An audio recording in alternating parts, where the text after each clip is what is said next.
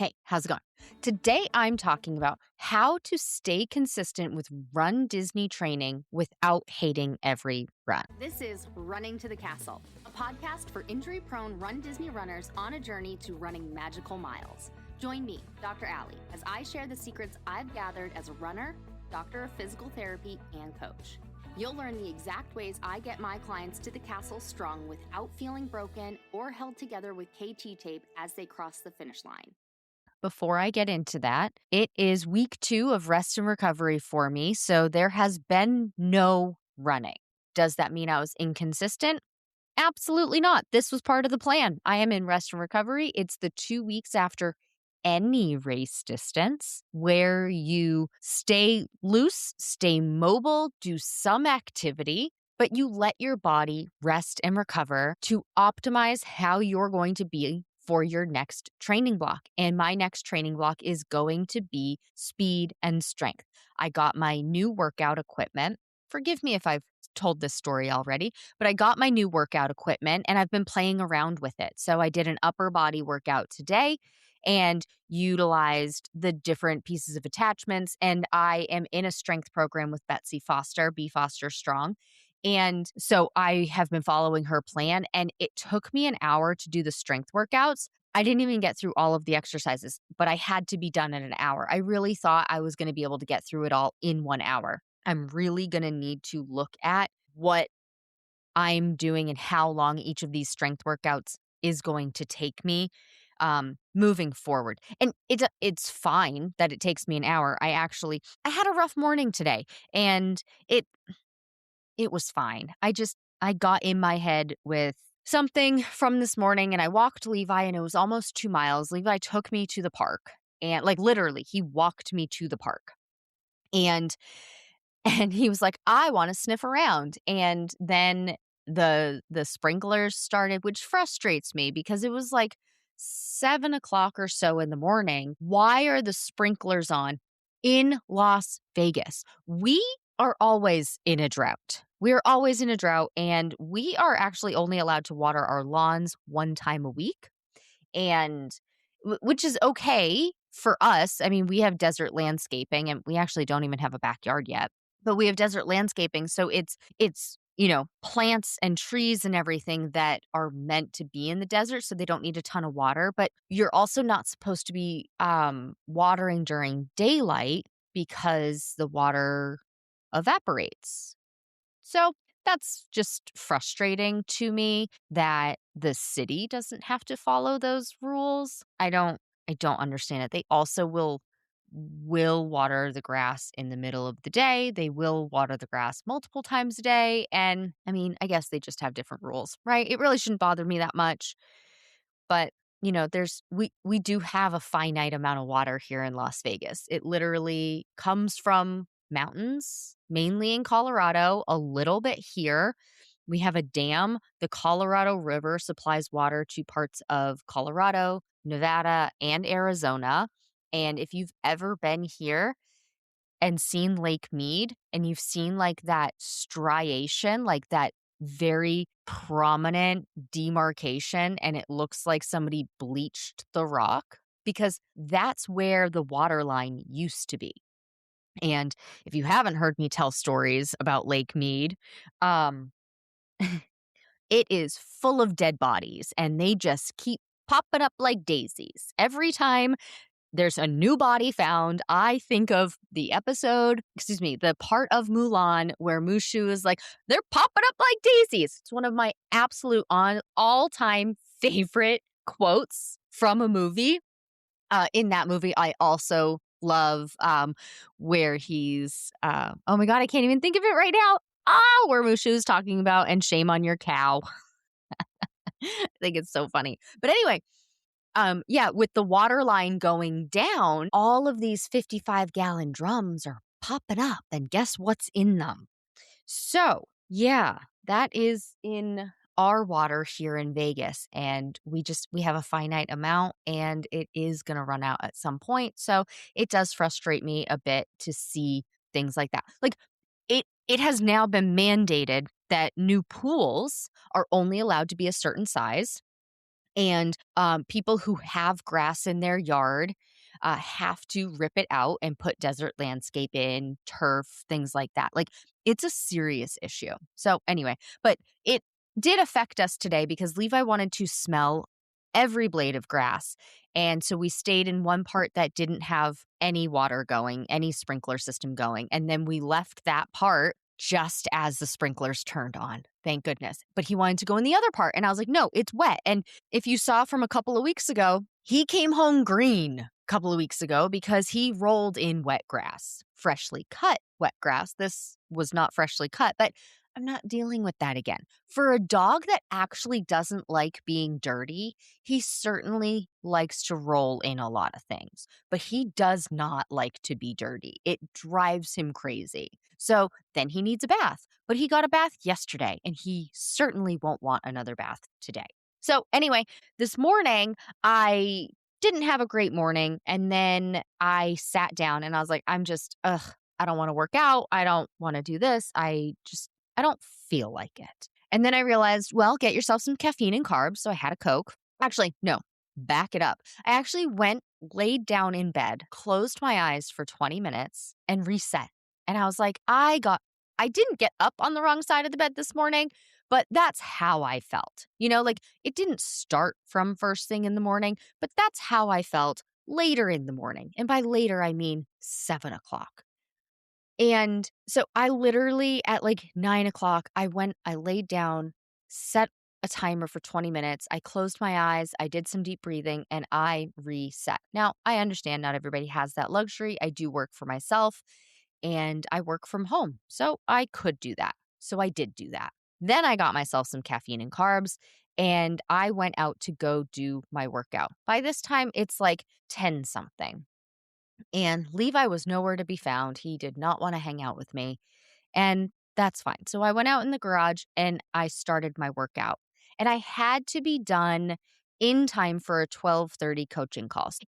My schedule typically allows me to work out until 10 a.m.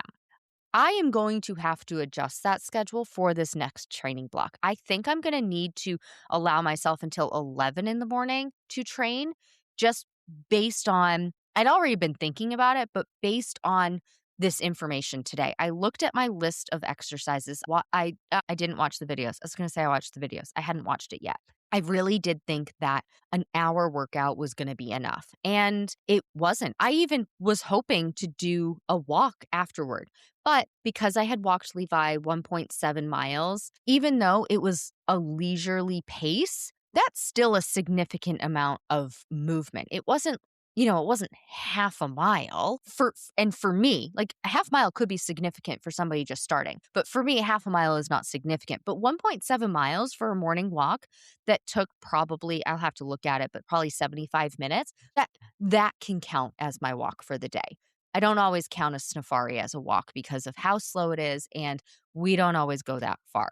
Levi took me to the park, and then he took me home. He knows how to get home too, so that was good. But I didn't have time to do the whole strength workout because this new way of strength training, I have to take the rest breaks. And it's so funny because I was doing one of the movements, and this was an upper body movement. So today the one I'm talking about was an overhead press, single arm overhead press with a dumbbell. Now, I am not strong. I also have loosey-goosey joints, so I am hypermobile, and especially in my shoulders. So there are things that are definitely more challenging for me. And so I had just done single arm chest press with dumbbell, and I'd used 10 pounds for that. And then I was resting between that workout and the overhead dumbbell press. And I guess I didn't wait long enough. And it's so fascinating. This, I I love everything about like physiology and anatomy. So, like exercise physiology and how your muscle is working and what is happening on the inside fascinates me. I actually literally just bought an exercise physiology book because of some research I'm going to be doing over the summer, like my own research, not for, publications or anything like that. So, stay tuned for information about that. But It fascinates me, and so I thought I had waited long enough. Now, remember, these are 2 different exercises, not wildly different. They both are, like, considered a push exercise, and they both use some of or at least parts of the same muscles. Now, I didn't wait long enough between the chest press and the overhead press, and the first set, I could only do 6 repetitions with 10 pounds with my right arm. I had to do the last 2 repetitions with my 8-pounder, which if you have done a program with me like Stronger, Faster Finisher or Finish Line Fitness or anything like that, you know that my recommendation is just drop the weight when you need to. That's fine. And so that's what I did. And then I went to go do it with my left arm, and I could do all 8 repetitions with the 10-pound weight with my left arm. Friend, my left arm is significantly weaker than my right. So I was like, huh, that's weird. So I did a longer rest break between that first set of the that overhead press and the second set, just to make sure I had given myself enough time. The 10 pounds doing the overhead press was fine. Like, I actually will need to go up for it. Now, I wasn't planning on doing a heavy weight today. This was supposed to be a medium weight, which is why it's 8 reps, right? If you've been in Stronger, Faster, Finisher, medium is 8 reps. And I'm just like getting my body geared up as it's recovering from Springtime Surprise. This was my first somewhat heavy weight. And so I did 8 reps, 10 pounds, 8 repetitions was so doable and so easy. So why wasn't that first round doable and easy? Because I hadn't waited long enough. So if you don't know, you need that amount of rest because your body needs to replenish the ATP, which is its energy source, between those sets. Well, I clearly didn't wait long enough. So I need to set a timer. Today, I didn't set a timer, and I knew I didn't. I have been for the program I'm following, I have been setting a timer to make sure I do that, but I was in a mood and I wasn't having it. And I wanted to get it done. It is what it is. But hey, Allie, this is why you set the timer, to make sure that you give yourself that rest break. And it's a good reminder that I need that rest break even in between different exercises, because they weren't different enough for me to be able to not have tired muscles for that movement. And so it was just very fascinating. So I'm going to have to make an Excel spreadsheet or a Google spreadsheet. Shucks. What a bummer. If you don't know, I love my spreadsheets. I love the data, but I need to actually see how long, if I do this many sets and rest this amount of time, how long the workout will take. And so with these recommendations that I have with the program, it's 3 to 4 sets of however many reps they have, she has written in there. So I'm going to look at it and see, well, am I even factoring in enough time? And so part of this leads me into my next part of how to stay consistent with your Run Disney training without every run feeling hard or miserable. And so I had that interaction with myself today. That's a weird way to phrase that, but I had that happen with myself where I was like, I don't want to do it. Today's not the day.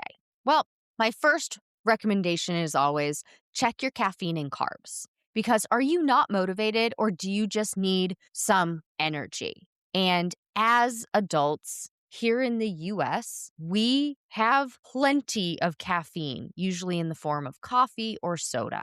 Our bodies are used to having it, or most of us. Maybe not everybody has caffeine, but I think most of you listening do. And so, do you need some caffeine? And you might need more. I have a cup of coffee every morning, and it's a latte. So it has a shot of espresso, or however much espresso is made. And that still wasn't enough by like 8:30. Part of it was my mindset, and I did do a reset. Part of it is carbs. I had barely, if any, carbs this morning. I typically haven't been having carbs in the morning. So I'm going through this process of figuring out what to have for breakfast. So I used to have breakfast smoothies, but I have been battling what is likely an undiagnosed histamine response that is getting triggered by certain foods that I'm eating. And I do believe that banana is one of them for me. And so I had taken time off from having my breakfast smoothies, which is banana, blueberries, yogurt, protein powder, spinach, and water. And then you heard my story a couple of weeks ago with what I thought was an allergic reaction. Turns out it was likely the fermented yogurt. So then I tried my smoothies with avocado. It didn't taste as good. I didn't like it as much. And then I started to have the hive and itchy reaction that I had been having. And so then I realized, well, it's probably the banana. And I have tried making smoothies without the banana. I have not gotten it right. And I am so frustrated. Like I've tried this for a couple of years now because I've been thinking for years that banana is an issue for me. And so I've tried a variety of different things. I just haven't found something that is consistent enough. Maybe you, listener, know of a great smoothie recipe that is delicious that does not involve banana or yogurt. Please send me a DM, Run Disney DPT. I am all ears because one of the ways I was getting carbs in the morning was in my protein smoothie, that fruit and vegetable.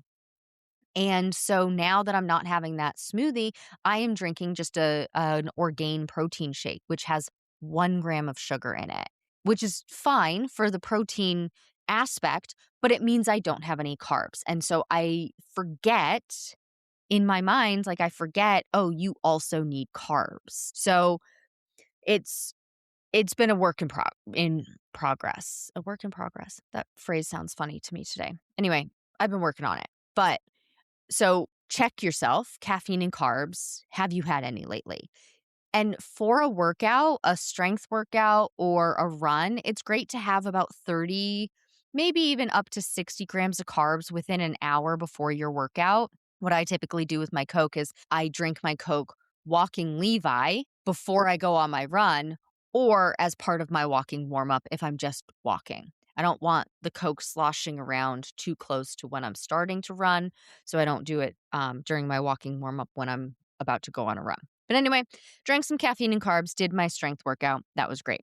So staying consistent, check your caffeine and carbs. Do you just need caffeine and carbs? And I have talked about that a lot. So I'm mentioning that and now I'm moving on.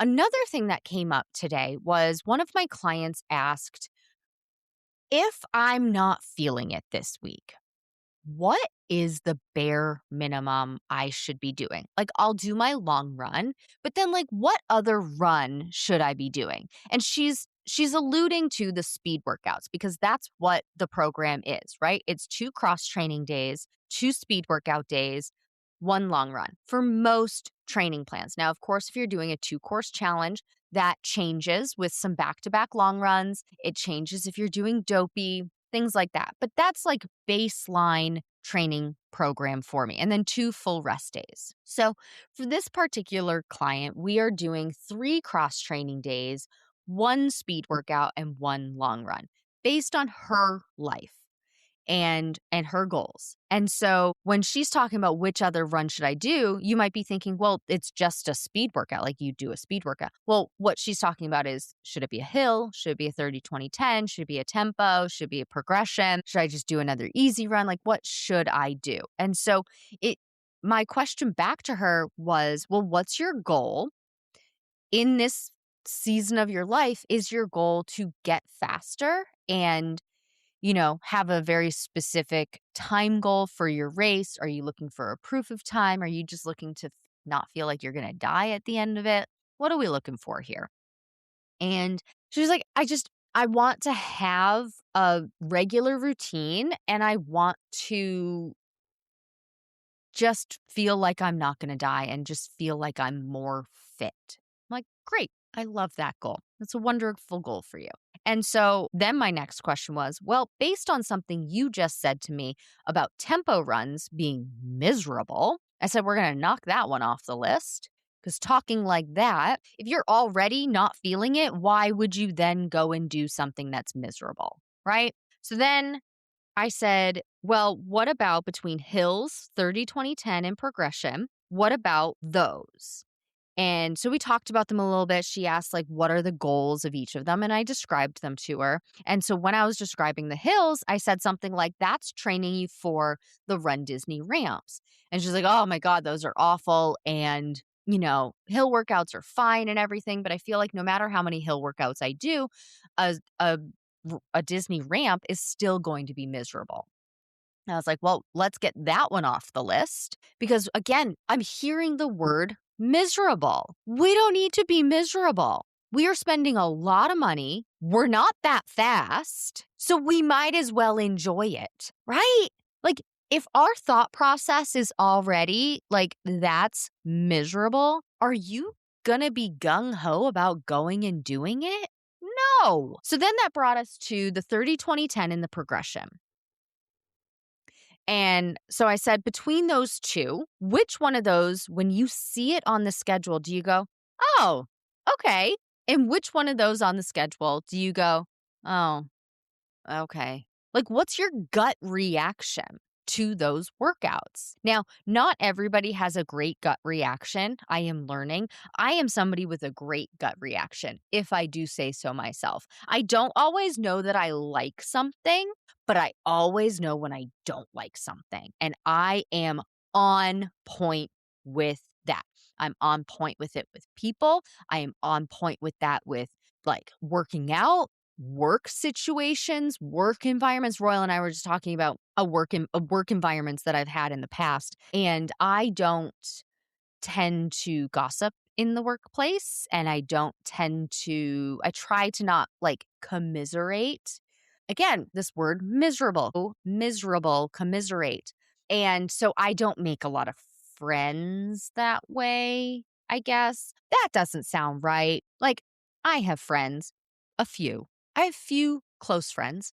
But it it's because, like, in the workplace, I don't do those things, and we were talking about when I worked at Rhode Island Hospital, my very first interaction with anybody on my very first day of work, I should have quit because the gut reaction I had with that interaction with that person, I was on point, and that never got better. It only got worse, and it was miserable, and I did it for 2 years, and it was not worth it.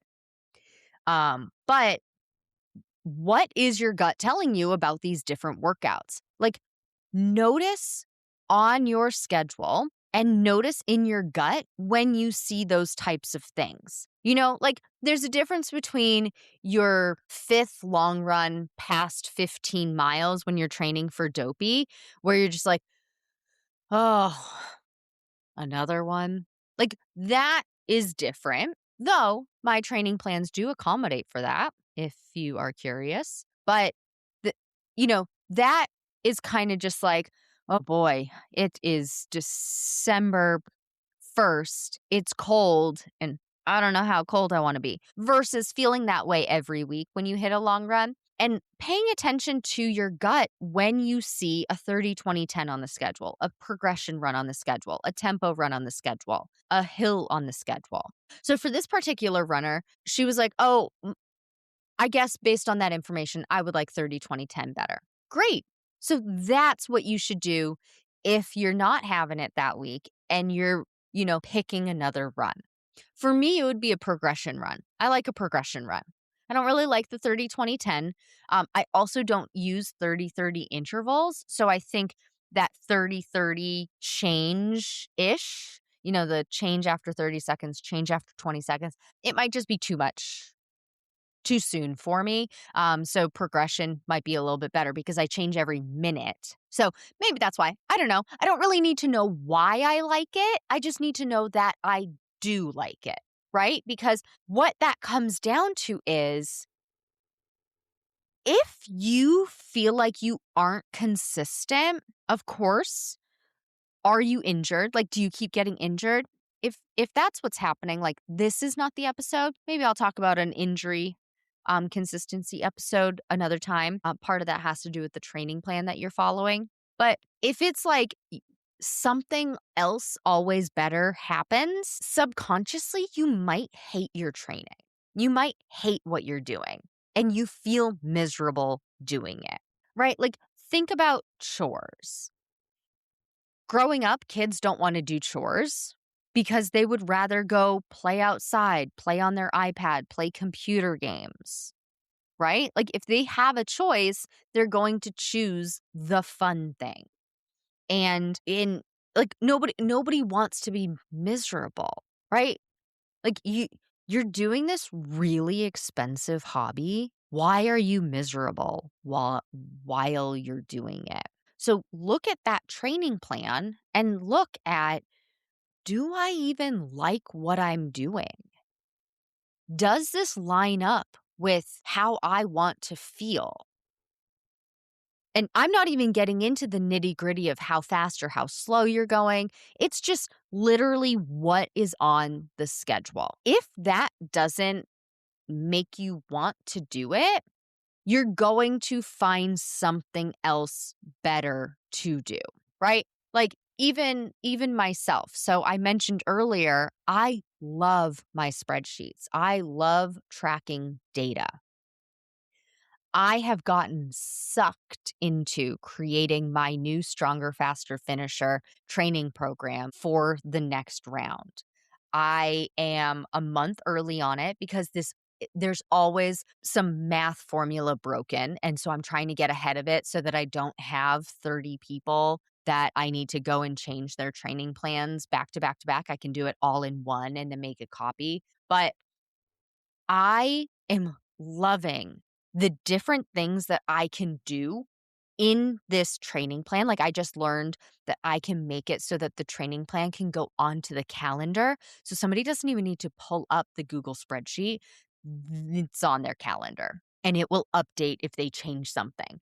And I have been just diving in and I have spent hours and hours and hours going through it and updating it and adjusting it. And so there were some times in there where I didn't go do something else. I didn't go do the laundry. I didn't go do the 3 hours of laundry that I have to do. I didn't go give Levi a bath because that's miserable for both of us, right? I wanted to do this spreadsheet. That was exciting for me.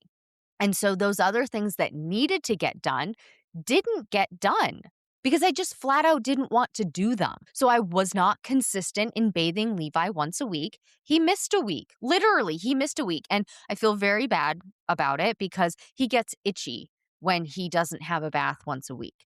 And so then he's biting at his tail and he's biting at his leg and he creates bruising, and Wheatons get bruised hair. So then it's a darker color. And I was not a good dog mom in that time frame, and I have since apologized to him. And then the laundry, it's just piling up. It's there on our guest bed. It is a pile. Levi goes and lays on it, and it's just there. But it happens. Or like another example I can think of, this was really popular with a lot of people I knew. Now, I'm a huge nerd, in case spoiler alert, I'm a huge nerd.